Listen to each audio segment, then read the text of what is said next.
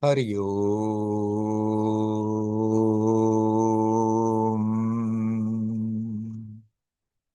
Hari Om.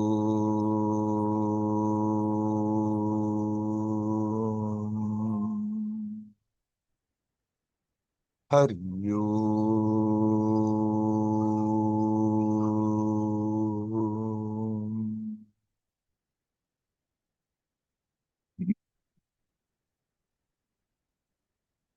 Hello, my friends.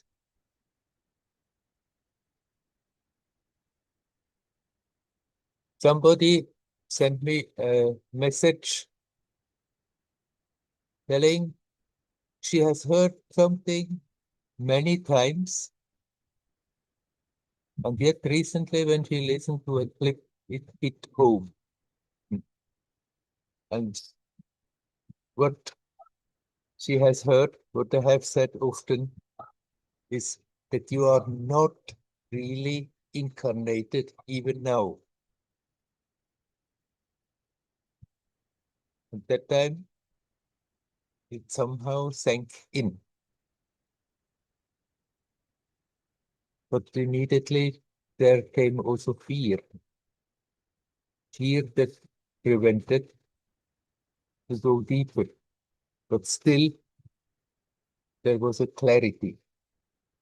And that clarity remains even after the experience passed. Still, there is another clarity about the situation that there is something that is not incarnated.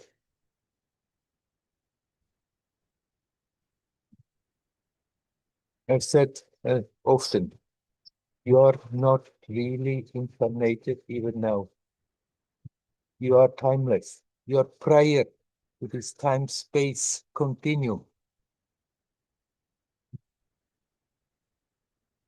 And from there, from that position, one is projecting an aspect into this time-space, into this manifestation.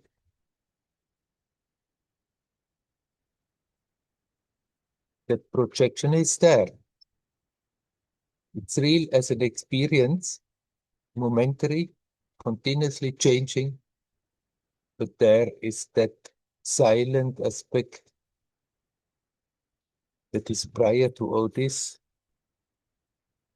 that it is prior to that projection, during that projection, and after that projection. It's always there. That is what you are.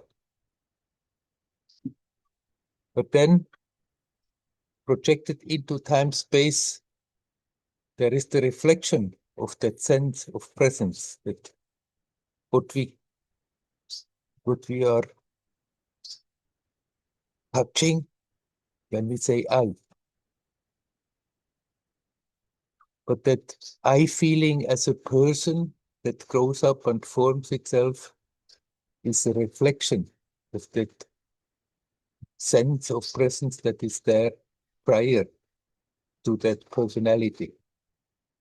The person is there as a role in this story, then we forget about it, identify with that thing. That's what we are. That's what I am.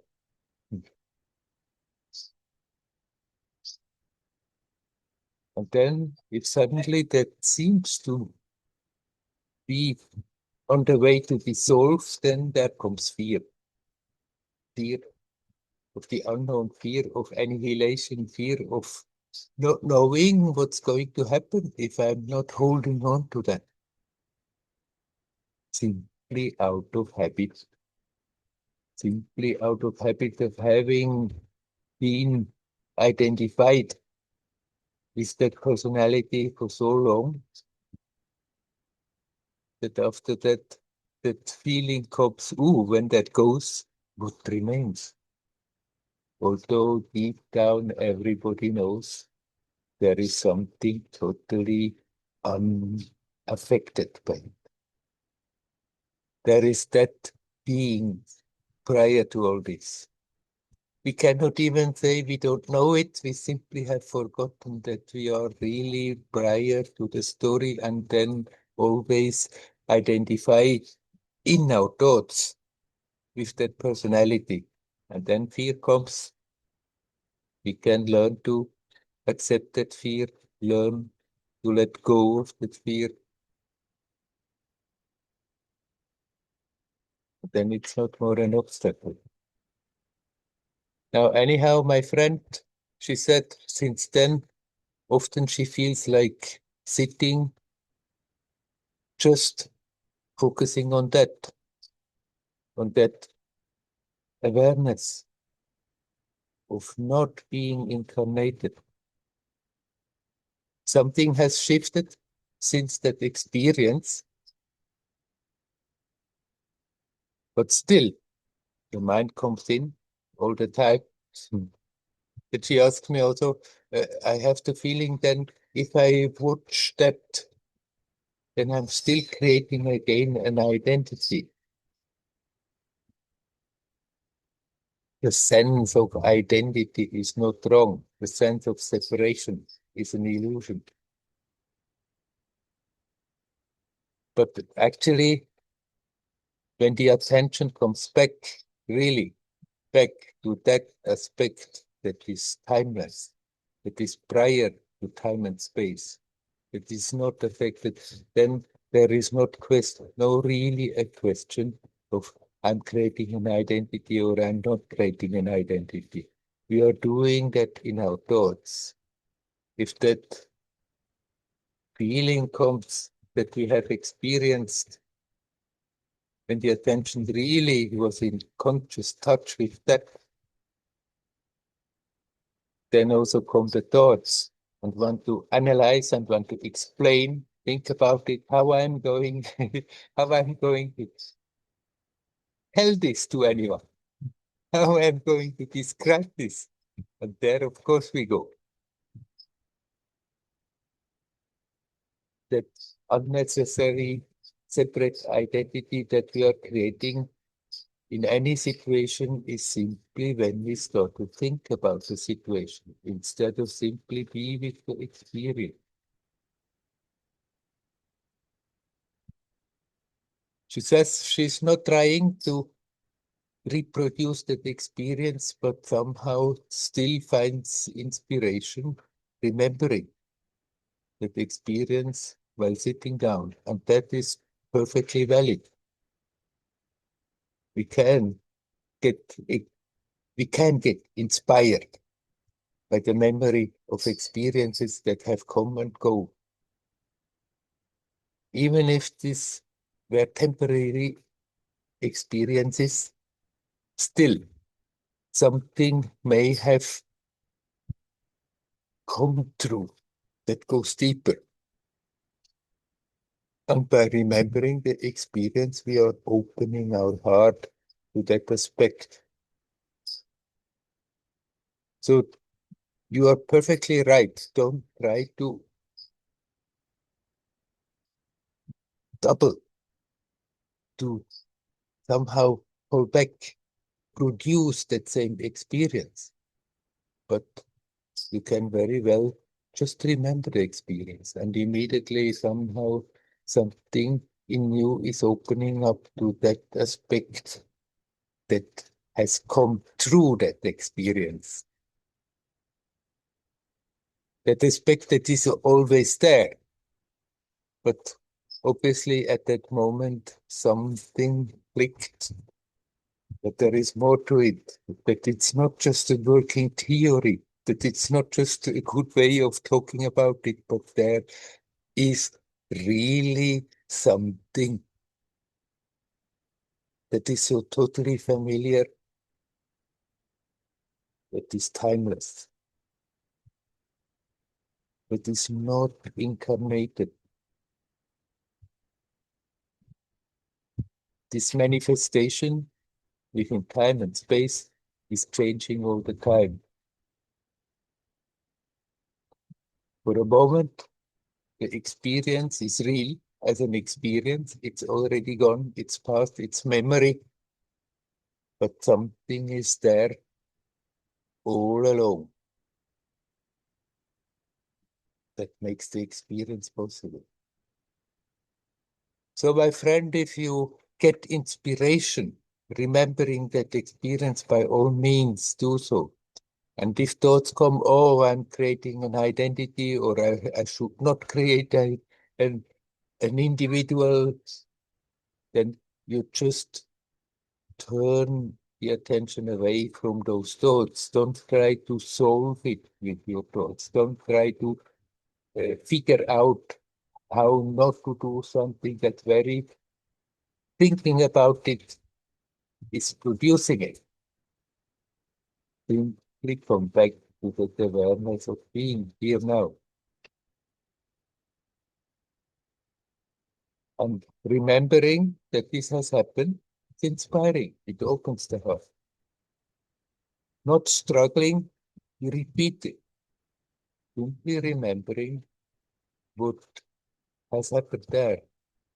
That consciously you have touched something ancient, something more profound.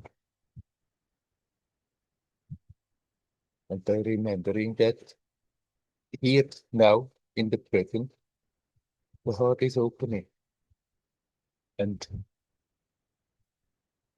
increases the possibility that the consciousness really sinks back to the ground. It was prior to time and space.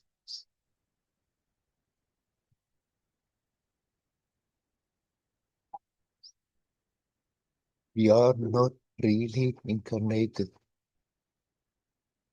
We just project an aspect into this magic show. There, the experiences are there, moment by moment, after moment, day after day. It's momentary. These are momentary appearances.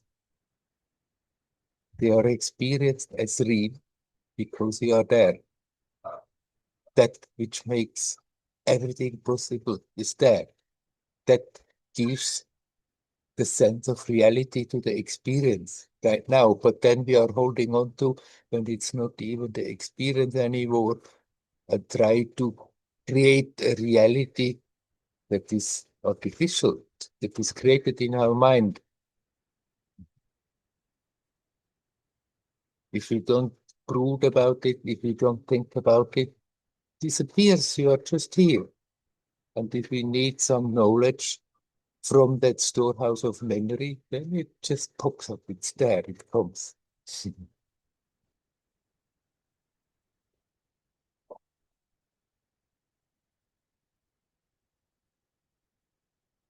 That also solves immediately the question whether people ask me whether I believe in reincarnation or not.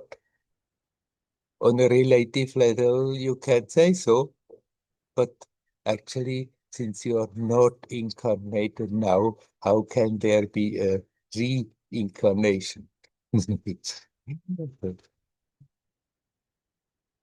From that timeless space, there has been projections into this world, into other worlds. There will be projections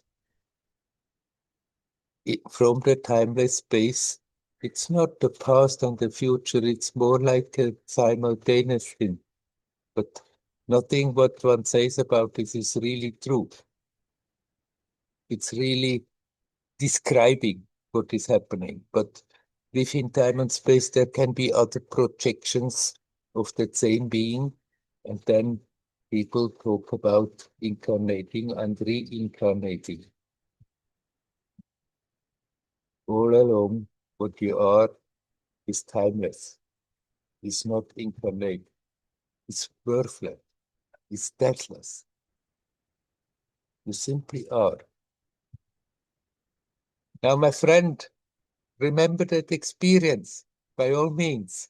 Let it inspire you when you sit down for meditation. Let it inspire you when you are active. That you remember, okay, there is something real. It's not a theory. It's not something that we are creating in the mind in order to help us to get somewhere.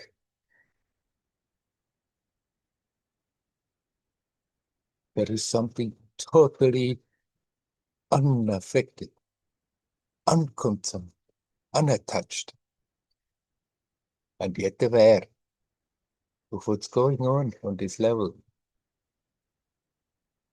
Getting richer for the experience from moment to moment, at the same time, not being hurt by it, not being affected by it, not struggling to get recognition from somewhere. It's complete in itself.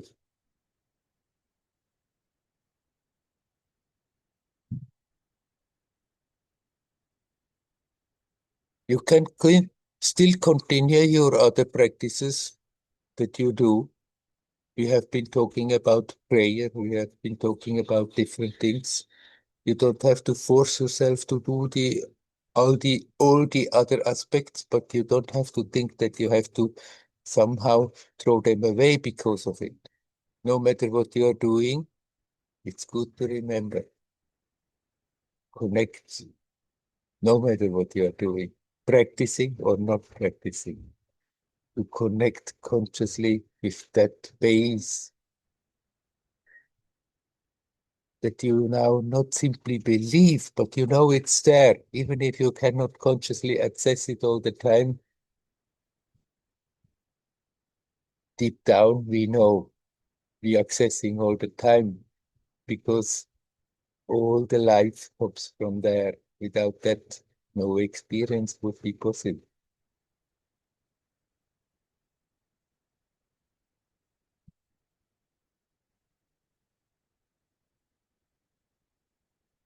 There's not a specific technique that I have to tell you. You do go about your practice the way you go about your practice, but include that deeper awareness that that aspect is there, that it is real, it's really there. It's not a theory, it's not a belief, that there is something that is not affected, that is not changing, that is timeless, that is aware of this manifestation, that is aware of all the experiences, that is aware of all the changes that are happening all the time, knowing actually for that what I am, nothing is changing all the time. The essence remains the same, simply accumulating experiences, the memories, the immediate experience.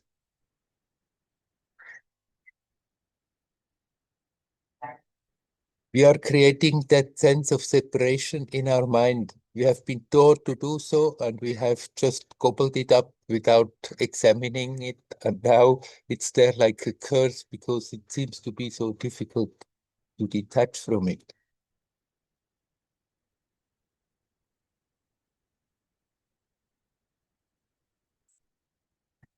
When then experience come that give an opening, that makes us aware, there is something essential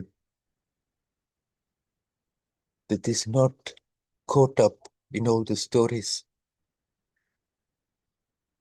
then just be with it. Don't start to explain it, neither to yourself nor to anybody else in your mind. When you become aware, you start to think about it, think about the experiences, wanting to understand, wanting again to be as a me person on top of the situation by understanding. Then you simply don't take those thoughts serious. You redirect the attention and come back to the immediate direct awareness of being conscious, of being consciously conscious, being consciously alive. And then just be open and let it unfold beautifully in its own unique way. Hario, Hario. Hari Om.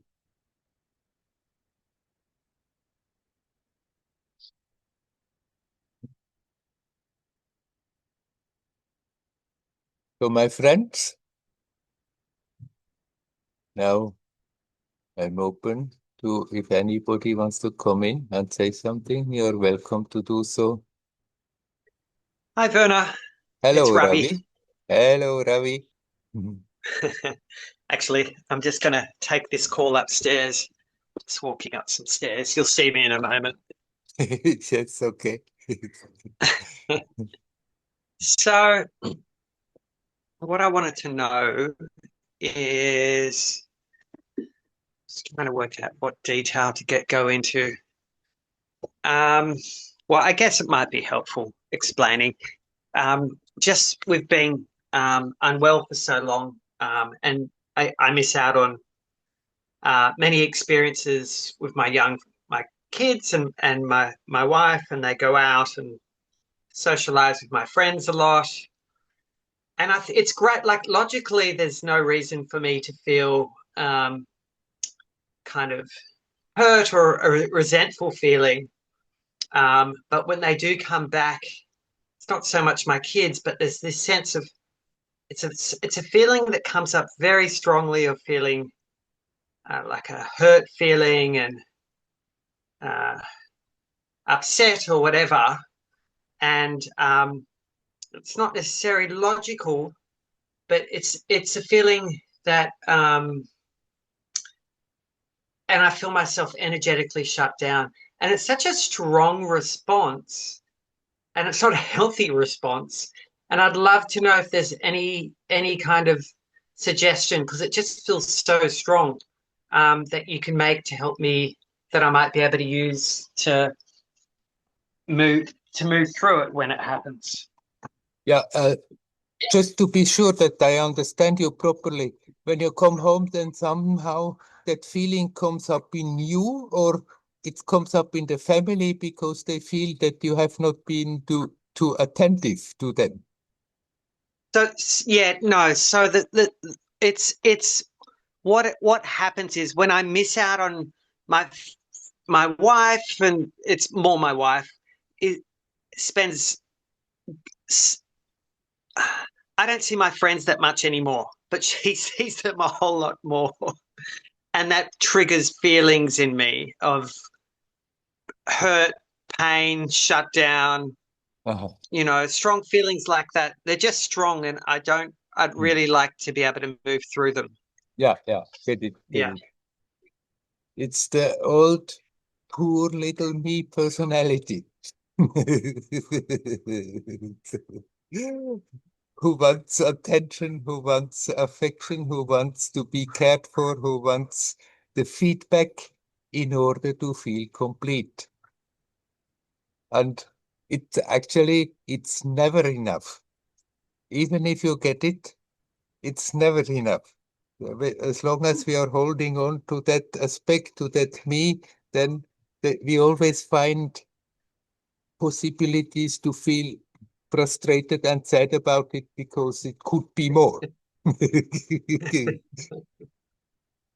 When that feeling comes, then just look at the feeling. And if you detach from the situation that brought about the feeling, then usually we can see it's ridiculous to feel like this.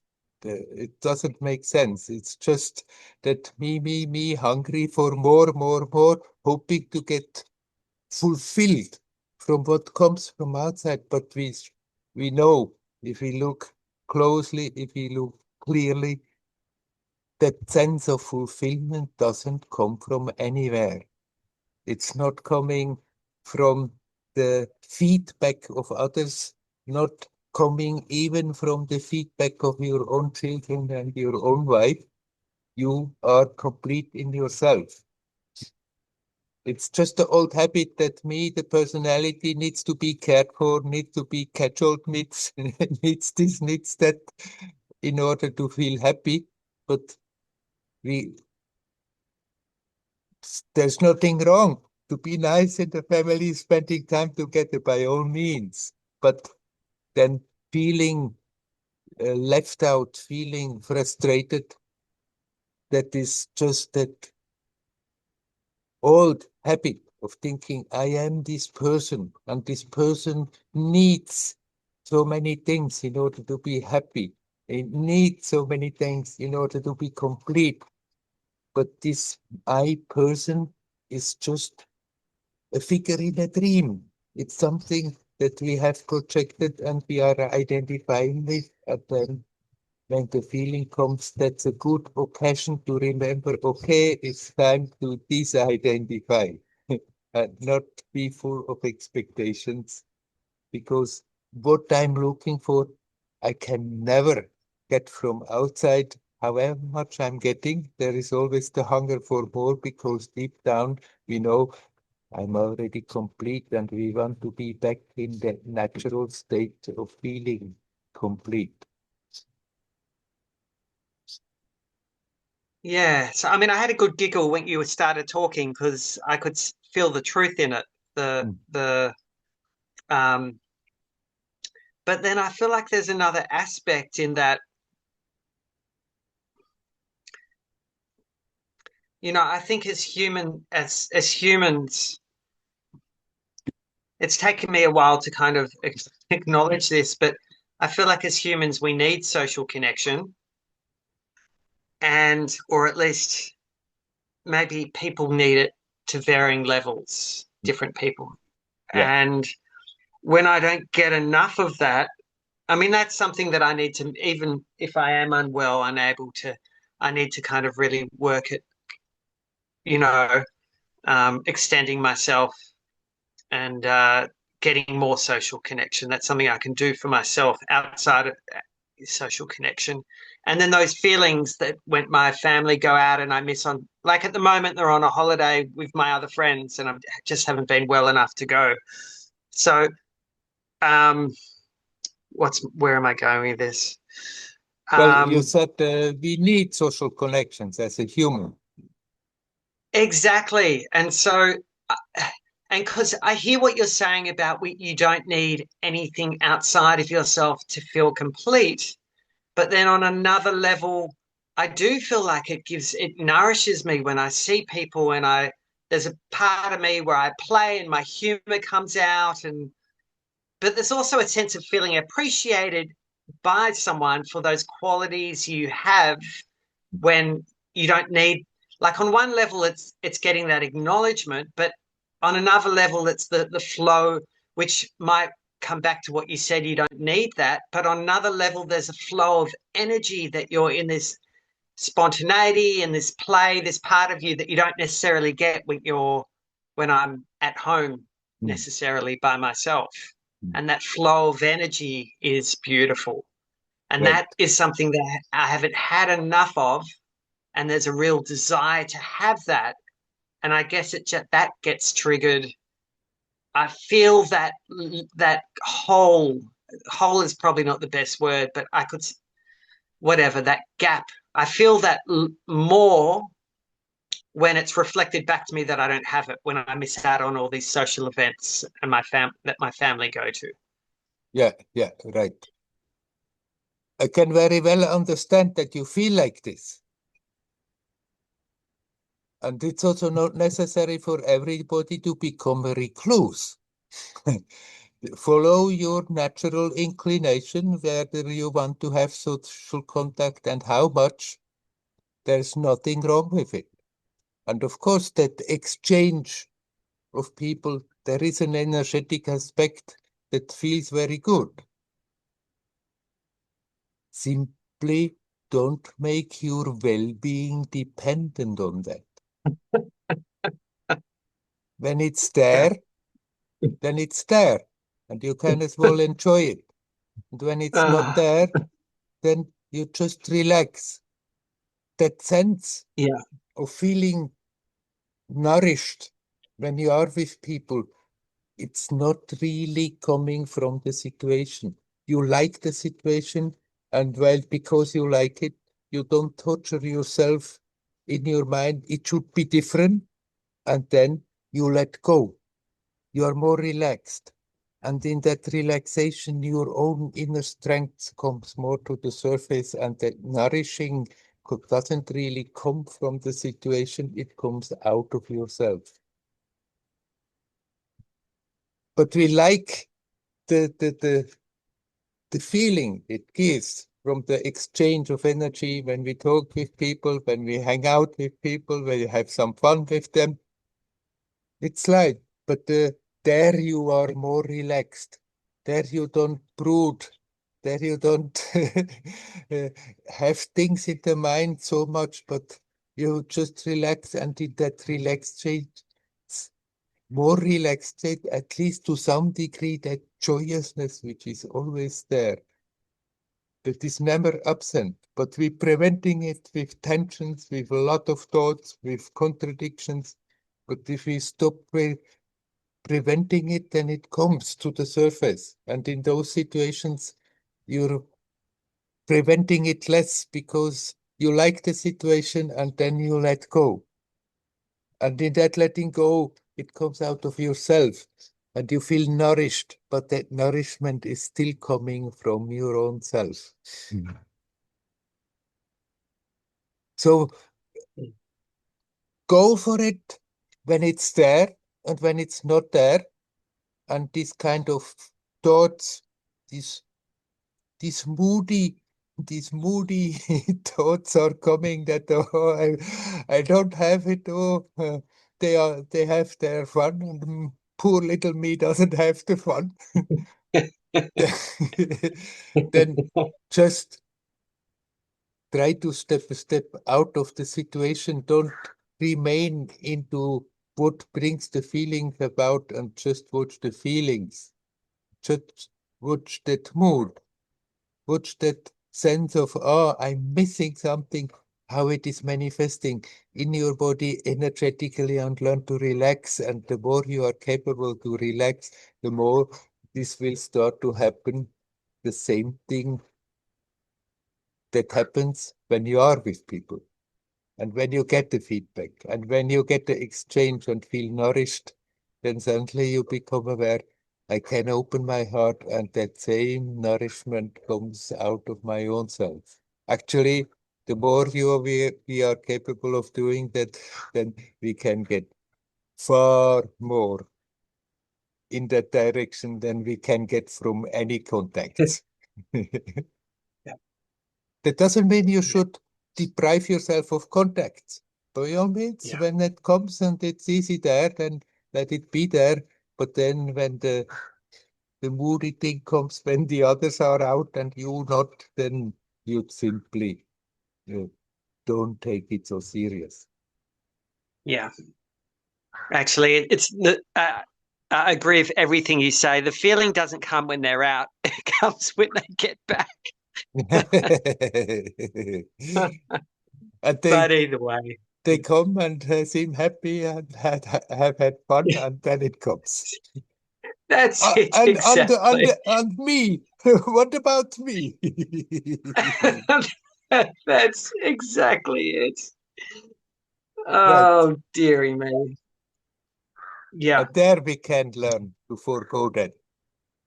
Maybe not and immediately. If it maybe it comes for a moment, it comes up and manifests, but then when the situation has passed, we have the tendency to still hold on to and brood about it. And there you can remember, hey, come on, now stop.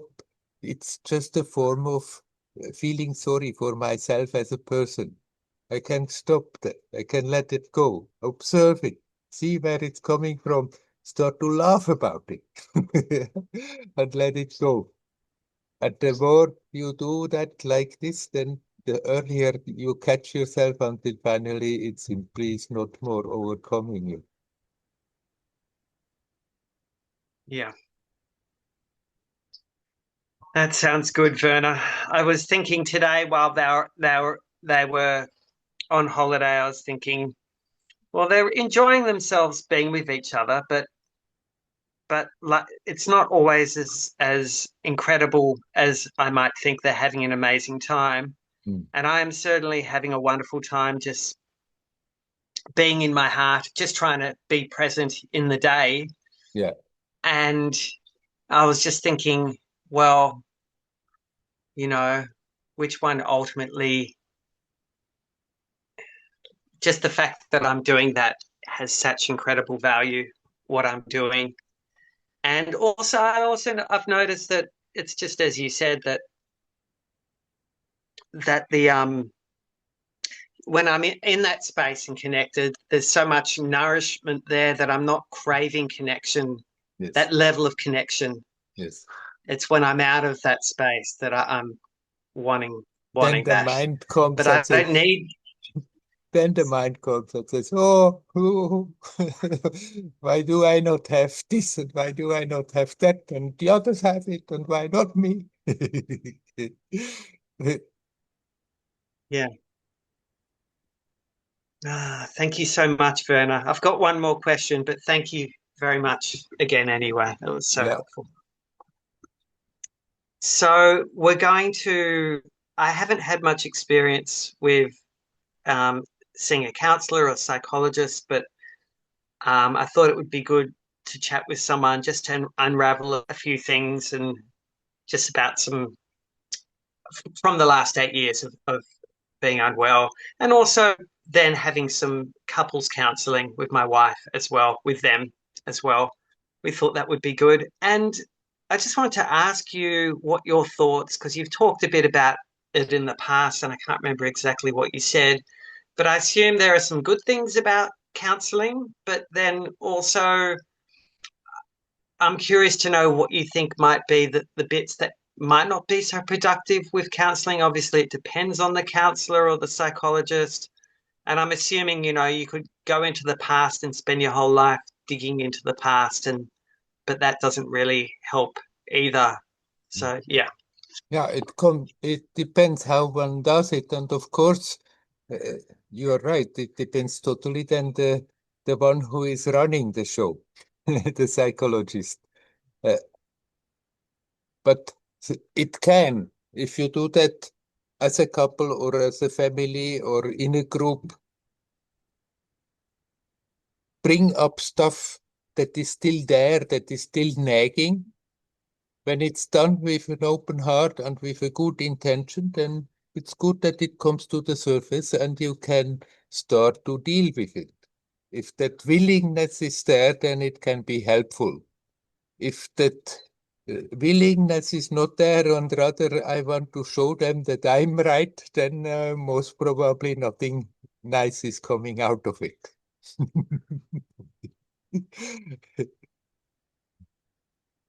I'm right and they should change. If that is the attitude, then that doesn't help anything.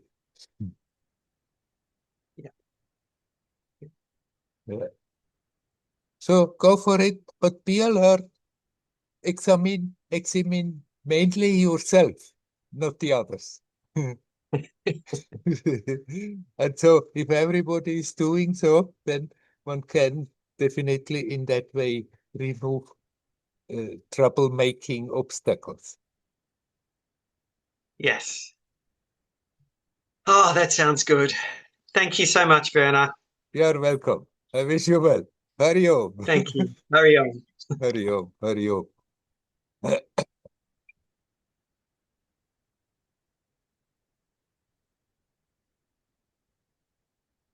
Is there anybody else who would like to come in?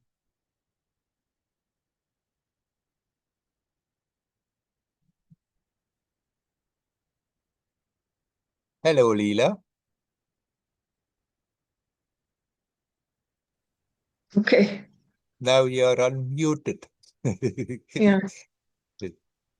So I connect to part of what Ravi shared with us, Yeah, and for me, because I've been spending so much time alone recently, it's winter and it's cold, and yeah, it's nice to be at home yeah.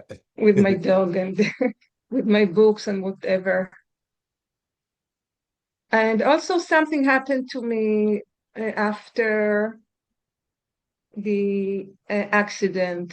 Um, some kind of a change, I would say, or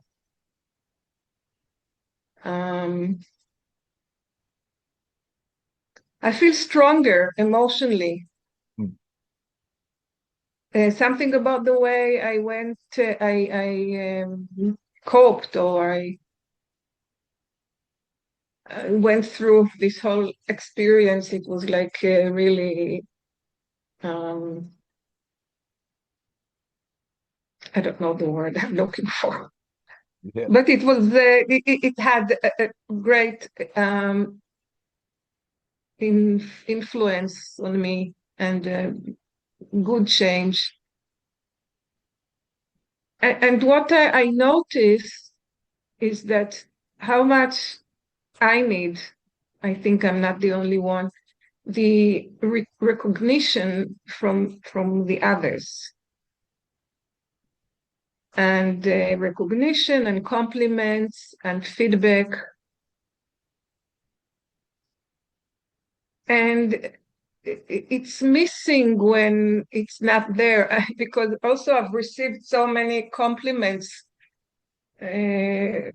for how I recovered, and I was so brave and strong and all that. And then I listened to you when you spoke at the beginning about me, personality, and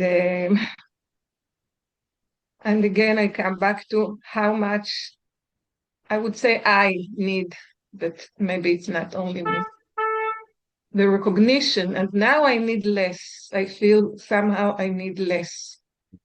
Um, well, I like compliments, but I feel there is less energy there. When connecting with people.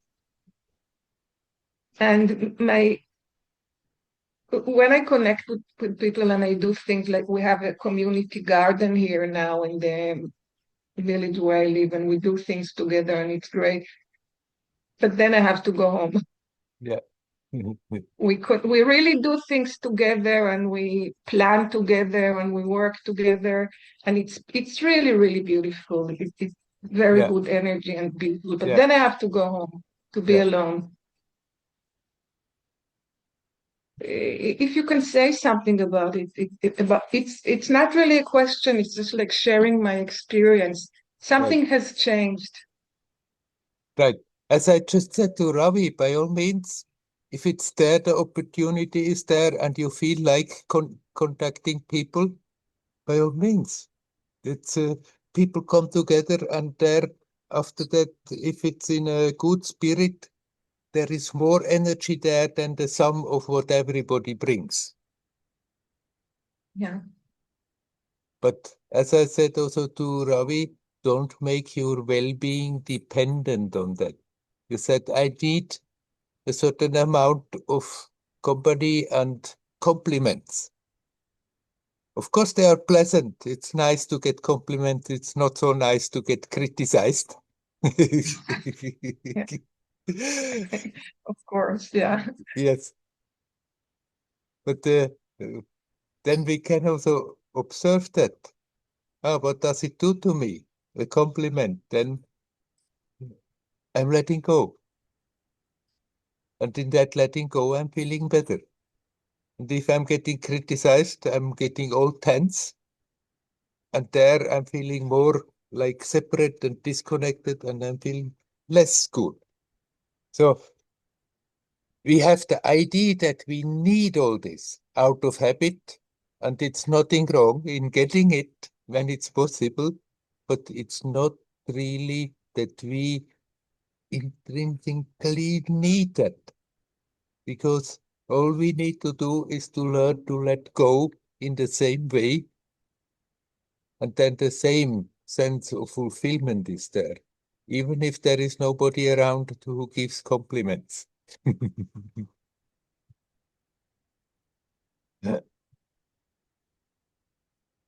What about when sometimes there is bad energy, and this is something that we have been getting used to express this kind of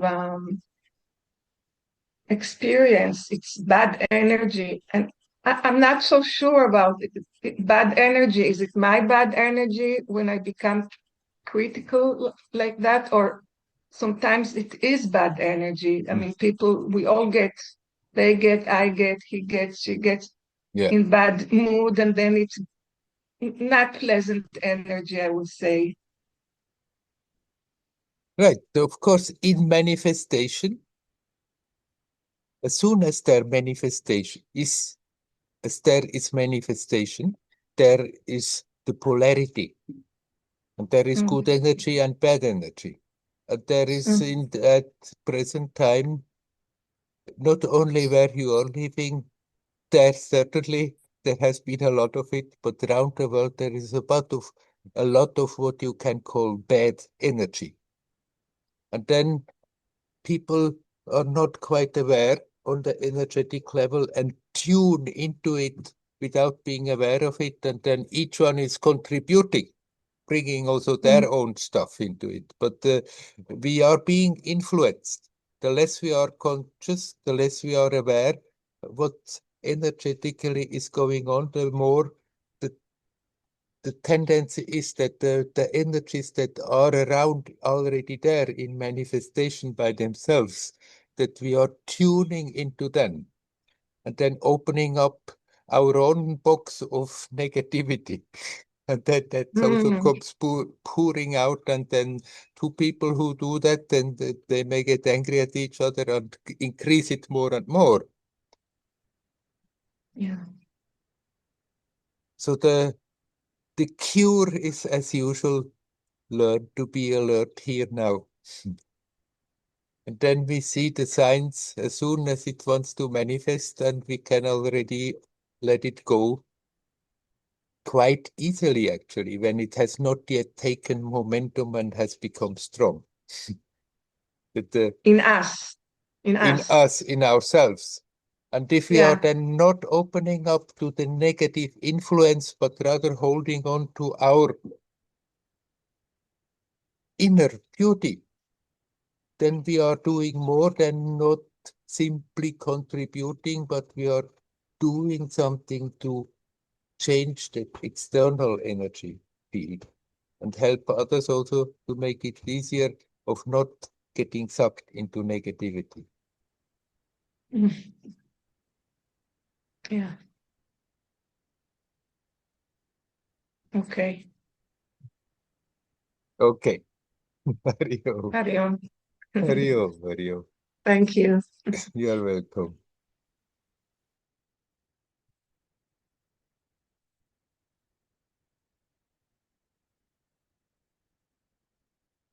Is there anybody else who would like to come in and talk?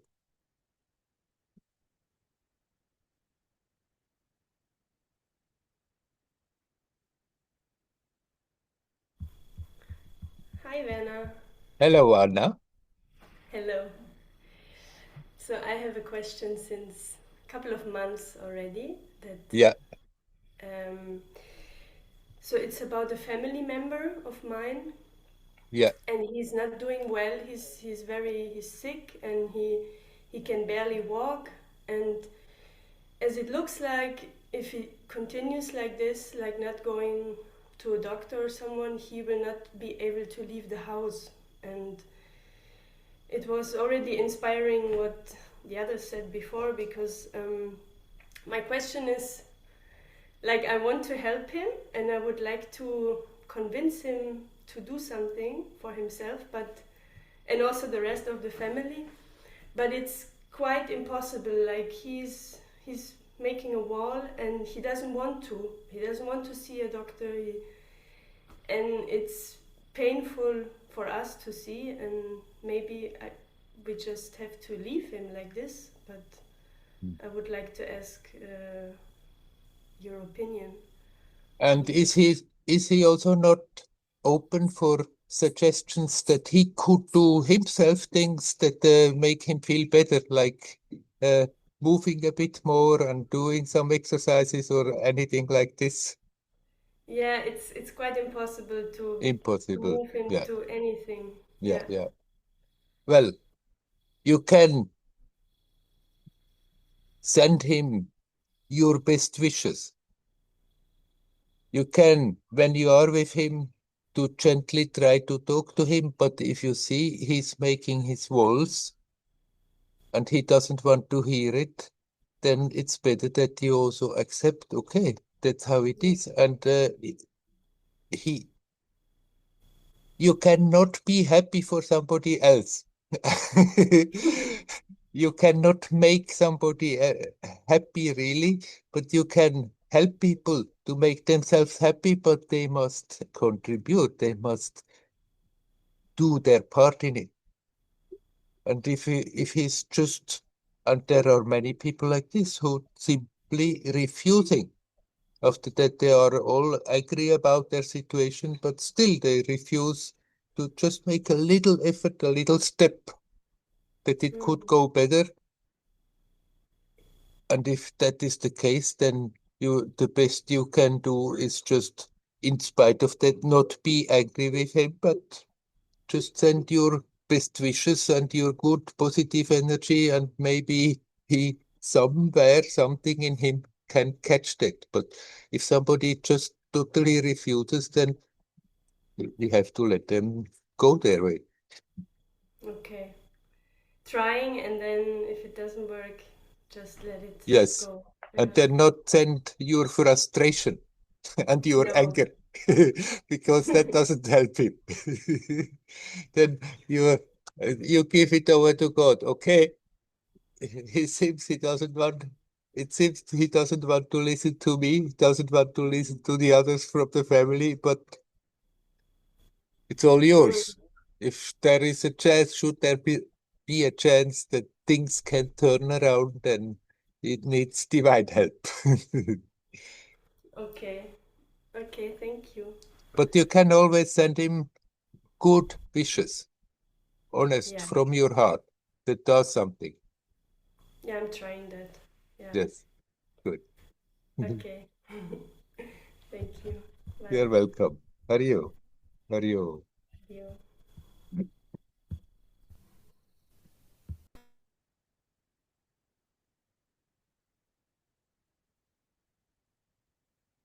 Is there anybody else who would like to come?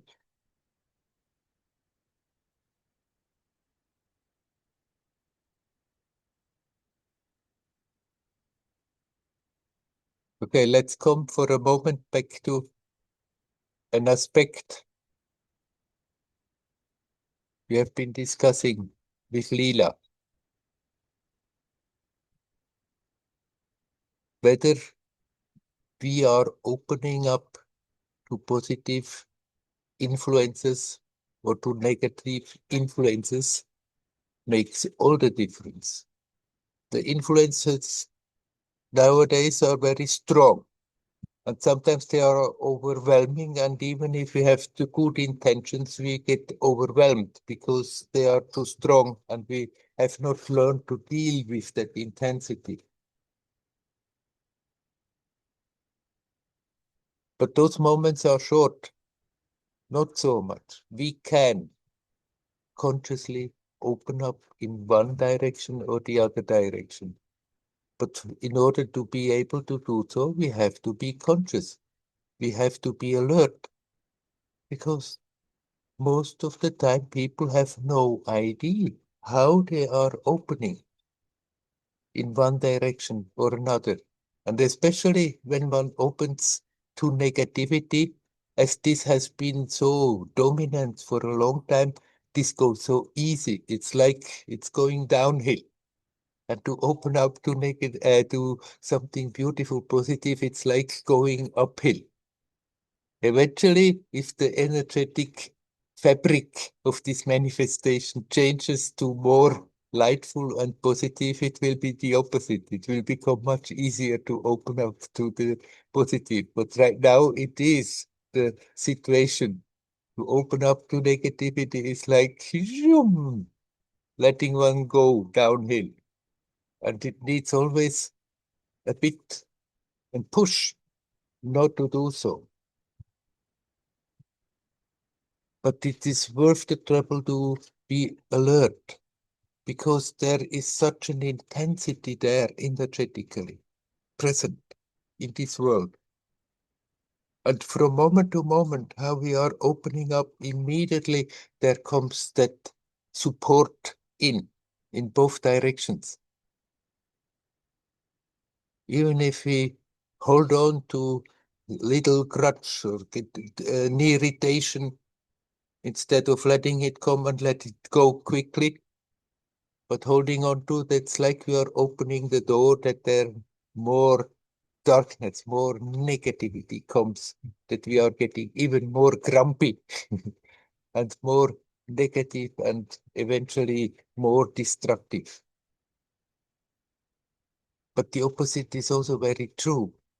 In spite of what is going on, in spite of all that is happening, in spite of it looks, there is so much negativity and destruction going on, there is also the opposite, very, very active. And we have from moment to moment the possibility to consciously open up to that. Sometimes people say, but what we are looking for, the essence, the self, is prior, it's beyond light and darkness, it's beyond good and bad. Yes, it's prior to that. But the fact is, if we are opening up to the goodness, if we are opening up to the light, our perception becomes expansive. And in that expansiveness, it's much more likely that we are capable to open up to that which is even prior to that. Whereas if we are in negativity, if we are simply stuck into destructive moods and destructive actions, it's like our consciousness is getting compressed more and more. The more we compress it, the more it's painful because it's unnatural. But it's like the experience, the consciousness is getting compressed, and it's very difficult from that position to open up to that which is beyond good and bad, which is prior to all this.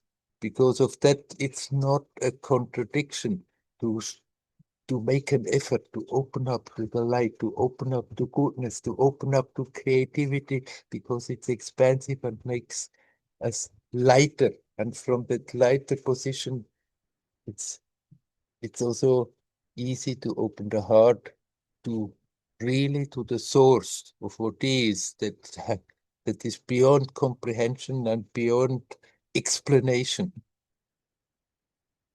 It's not a contradiction that we are longing for that which is beyond the pairs of opposite, beyond duality, beyond polarity, beyond good and bad. But it's much more helpful to open up to the positive aspect.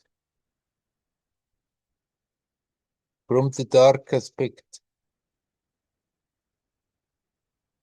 it's not impossible, but it's very unlikely from that position of darkness, of pain, of compression, to really open up to that which is prior to all that.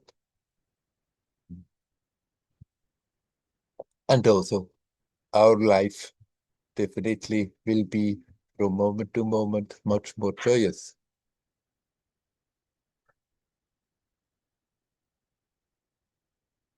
People who are always being pulled into a negative mood, they are always in pain. It's not the natural state, and so naturally, of course, it's painful. What is natural feels good, feels at ease, feels harmonious. What is unnatural makes us suffer, gives us pain, and that pain people radiate and produce often pain around them.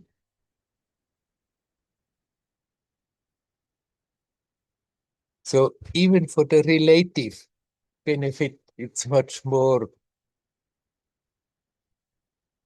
advisable to open up to beauty, to goodness, to the light, to the expansive. And it's also the step that we needed to take to be then more openly available, that something can pull the attention even beyond that.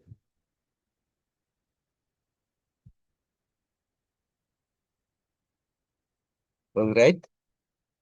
I'm asking you again, my friends. Is there somebody who would like to come in and say something? You are welcome. Yeah, it's me again. Yeah, thank you for this edition. I wonder about right and wrong, about knowing things, and specifically now, because of what you've described,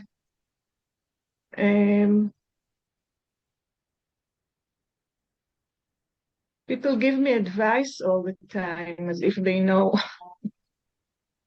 to be careful, and because I fell once, of course, if I fell once, I can fall again. We can all fall. If we fell or if we didn't, we can fall once or a few times, and things can happen to us every minute in life. And again, after this experience in the hospital, I feel that I know less on the relative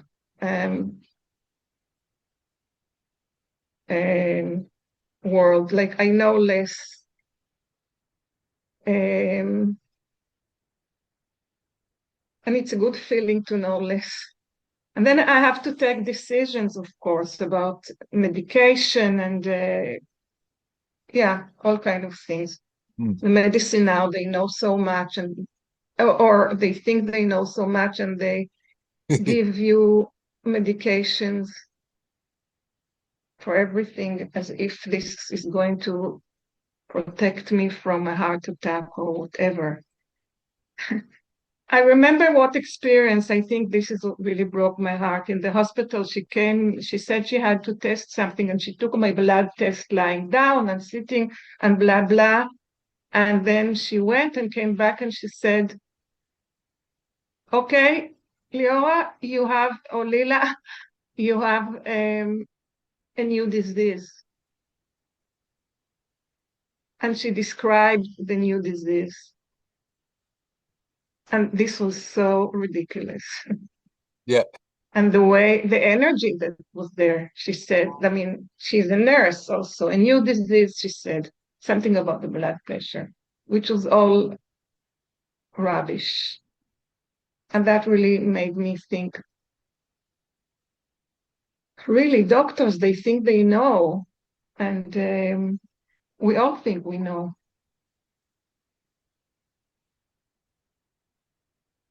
So today we've been talking so much about going through life, maybe with knowing, but a different kind of knowing. Maybe it's not knowing, it's something I don't know. You can learn to open up deep down. We do know in the situation, should I go right or should I go left? Yeah. But we have learned not to listen to that, but to listen to all our conditioning that has been put in our brain. But they say, the experts say, it's like this, it's like that, instead of listening to what we deep down feel. And it's good to learn to take that power back to ourselves that we always giving out to the authorities who supposedly know everything and actually don't. So, but your example in the hospital is very telling about what is happening. We have been told all the time they are the ones who know about it. They are they have studied all that, and actually they are just trying to figure out things most of the time.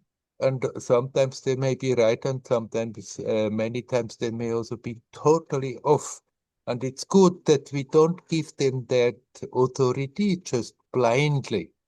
When you have an accident, of course, you go to the hospital and you somehow get your bones together again.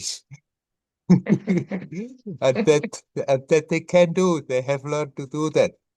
But then when you feel somehow they are trying to push you into a direction you feel it's not necessary that you go there, then you have the right not to give them the authority any longer, but to listen to what you feel is right, because it's after all your life and your story. In the big picture in the world, it's getting very dangerous. Mm. This power of That's also knowing and money, and yeah, it's very certain dangerous. certain forces, they want to push people more and more in that direction, that they are just being told all the time what is right and what is wrong, which is Yeah, totally unnatural, because we should tell the people, learn to become aware in yourself, to feel, to understand, to live what is right and wrong, instead of being told what is right and wrong, instead of giving the authority, the responsibility to authorities. But there is a lot of pressure in that direction. So it's very good to remember that I have the total right to decide for myself. It's my responsibility and not the responsibility of experts or of the government or of whatever political power there is. But the brainwashing is very strong in that direction, and it's yeah. to learn to be alert and to learn to step out of that, not being pushed around like helpless sheep. Mm. Quite a challenge. What a challenge. That's what we are here for. That's what this world is about. That we came to face challenges and getting stronger and wiser in course of the process. Right, right. Great. Thank you, Werner. You're welcome. Hari Om. Hari Om. Carry on.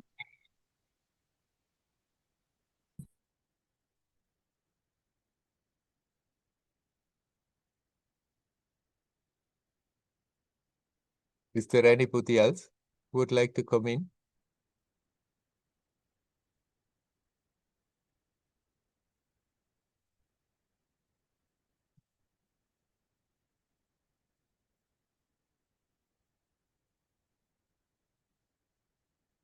What I just told just now, it's really, really something that is very needed in this world. That people take the responsibility again, instead of somehow transferring it to some external power. I mean, it's something very different when a devotee opens the heart and somehow gives the responsibility to God. After that, in actual life, in order to feel God's will, actually, it's exactly that they have to be more and more sensitive to feel what is right and wrong. It's still, they take again the responsibility themselves and becoming stronger in it. We have been trained, and the propaganda is extremely strong that we do the opposite. Of course, if we want to know about something that we don't know, we can ask somebody and get help. We can. It's not that we should somehow close the door for that. Be too proud to get directions. But at the same time, we can keep that awareness open, that sensibility that actually should be there naturally, but somehow we have lost a lot of it. But it's there in everybody that we feel. Even if we go to somebody for advice about a certain subject that we don't really know much about, after that, there is still that feeling, oh yes, this feels totally right. And we've in harmony can go along, or we feel, in spite of him knowing the subject, in spite of he being the expert, what he tries to advise to me is obviously feels totally wrong, and then we have the right to decide for ourselves. We should learn more and more to have again faith in that. And the more we practice this, the clearer this inner guidance becomes. Lila mentioned right and wrong and how to know that. Yes, not by what we have been told, because we have been told things a lot with very specific motivations that are not necessarily for the good of the whole, for the good of all living beings, but for the good of certain aspects of the society, certain parts of the society, that we can learn to discern between right and wrong by again learning to access that inner guidance that is there deep down, because everything that strengthens that idea that we are separate, and that feeling, that experience that we are separate, that we are small little separate beings, everything that strengthens that is unnatural. And deep down we are aware when it's pointing in that direction, no, it's no good to go there. And everything that helps us to get rid of that sense of separation, that we become aware, okay, there is something that is totally unique, and yet we are all connected, we are all one. Whatever is pointing in that direction, naturally, it comes from the depth, from our guts. It comes that awareness that, yes, this is the direction. And we can learn to listen more and more again to that, instead of doing the opposite, what is being pushed, of listening less and less to that and listen to what we are being told one should do. That's the wrong direction.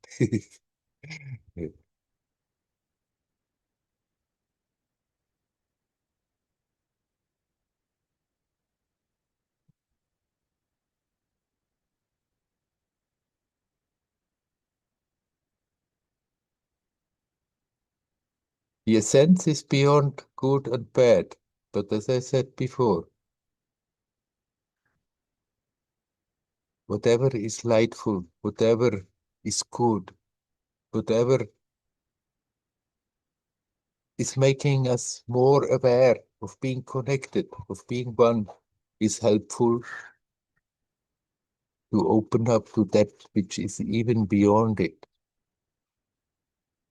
But naturally, everybody deep down has that compass.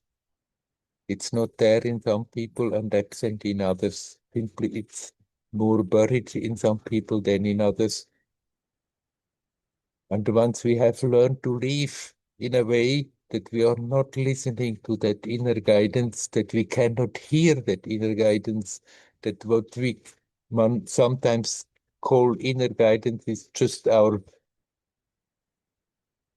egoistic mind, and it's not the inner guidance. But we have that. Everybody has that, and we can learn to awaken that. It should be there naturally. We have learned to disregard it. Until now that we are conscious of it, we can learn to undo all those conditioning that prevent us from accessing that natural source of awareness, of knowledge, of invariably guiding us through all the difficulties in a way that we are learning, that we are growing. That doesn't mean that inner guidance will avoid conflicts at all costs or avoid difficult situations at all costs. Sometimes we are being guided into a difficult situation, and the very fact that we have to confront it and deal with it is helping us to grow, to outgrow.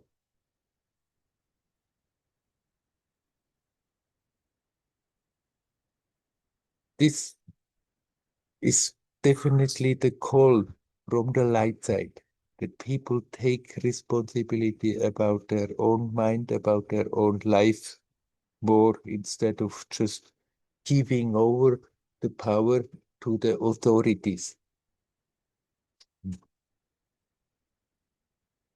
We don't have to create a hive mind where then the whole mass of people is just following unthinkingly the some kind of direction that has been given.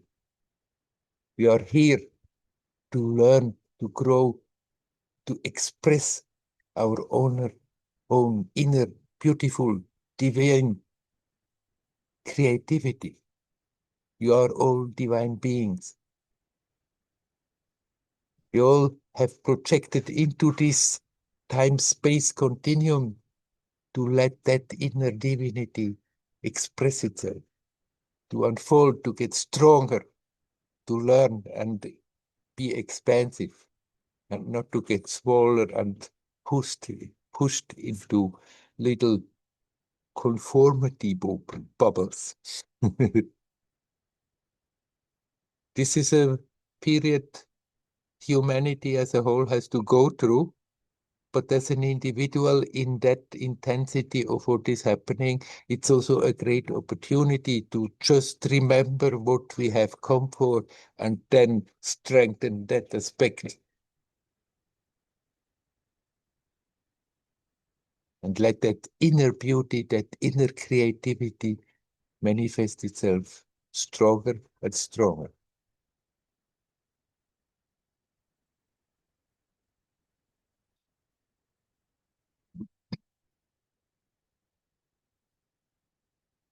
So, since it seems not so much eagerness to talk, let's today again for a few minutes just keep quiet, staying together.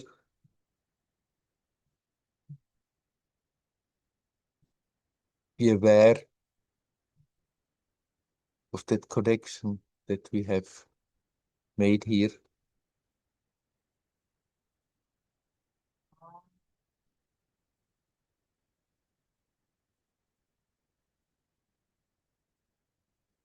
Everybody has contributed to that energy.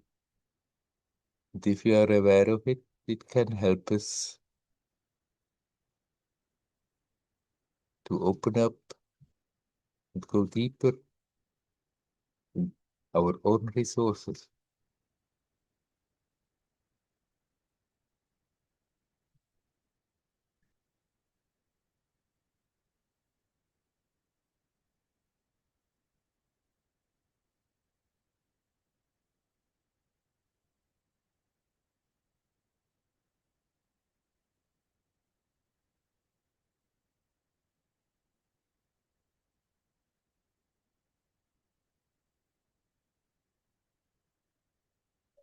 Sit comfortable if you are sitting,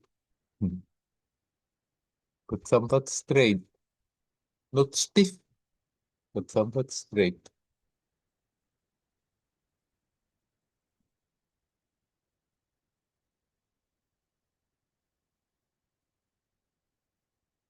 You can feel the body sensations, and be relaxed.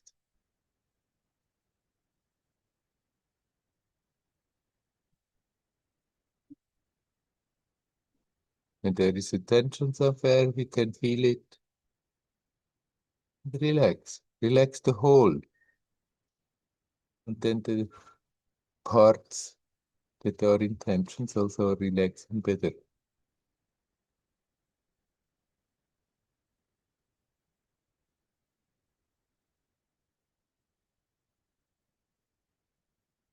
Be aware of the breath.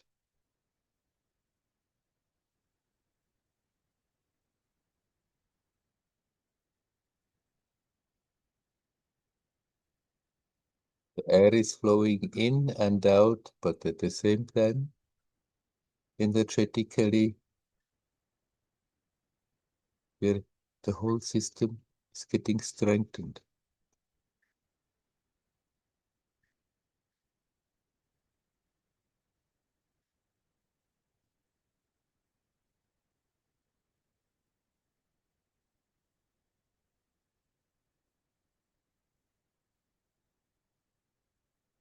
Breathe in, breathe out, and relax.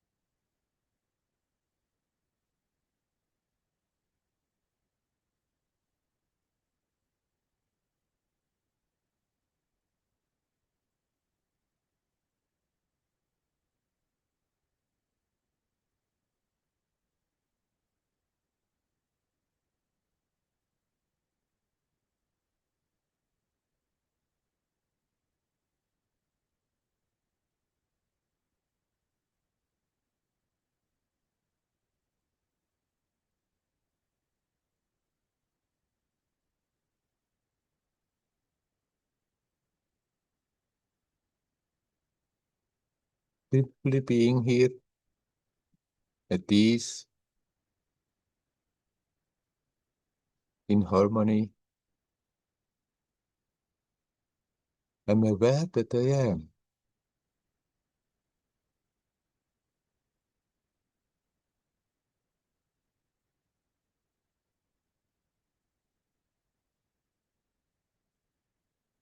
That sense of presence.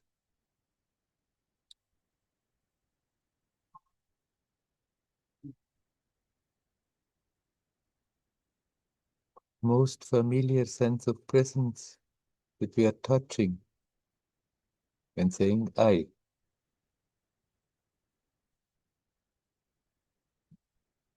It's always there.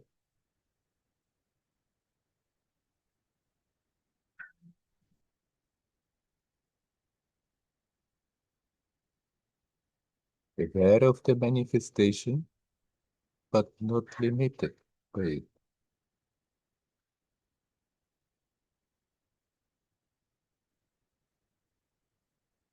Aware of the body, feeling at ease, being relaxed. Gently breathing.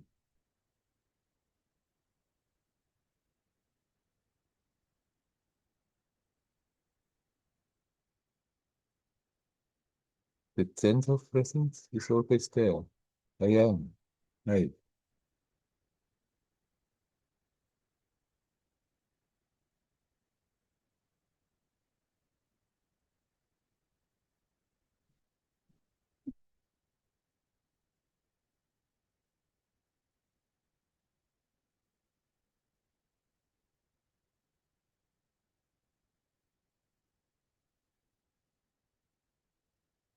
The habit want to come in with the story. I'm like this, I'm like that. You just need not go into that story right now. Simply redirect the attention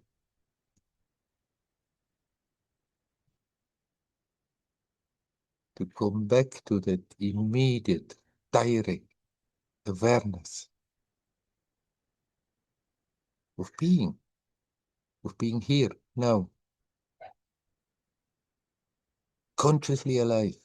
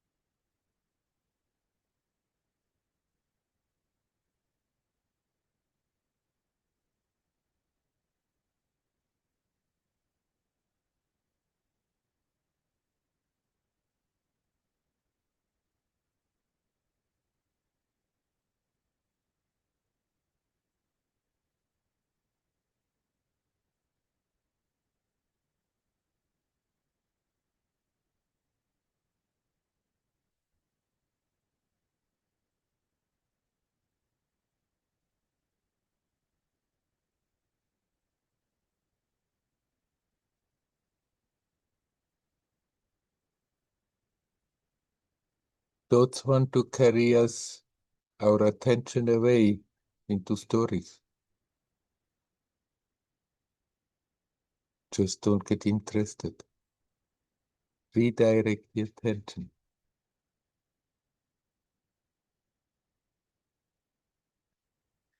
Come back to that simple awareness of being here now. I am.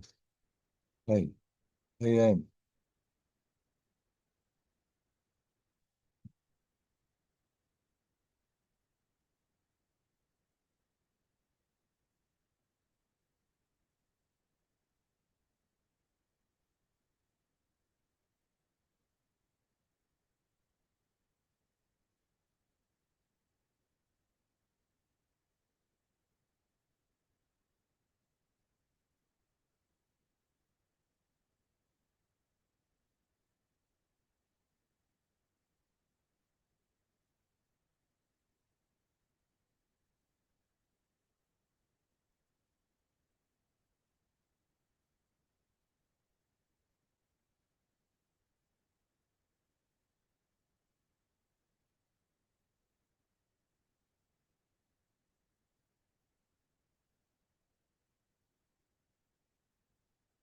Gradually, we can activate the bodily functions a bit more again. And when we go out after that, are active with other people, we still can bring that awareness with us. There is that aspect totally unaffected, full of peace and harmony. And bring that in all our activities.